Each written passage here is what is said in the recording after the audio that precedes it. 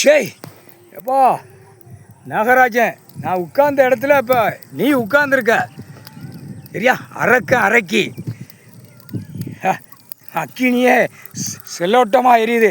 அதுக்கு சந்தோஷம். இங்கே வந்தவன் போனவன் பூரா ஆக்கங்கட்ட புயகள், 7 ஜம்மம் அழிச்ச சேட்டை பண்ண முட்டா குதிமனுகள், முக்கால் சத்தியம் இவனுங்க குடும்பம் எப்படி எரிஞ்சு சாம்பலாம் சுடுகாட்டு எரிப்பு இதை மாதிரி எரிச்சு அவன் சதுரங்கத்தை எரிய போனோம்.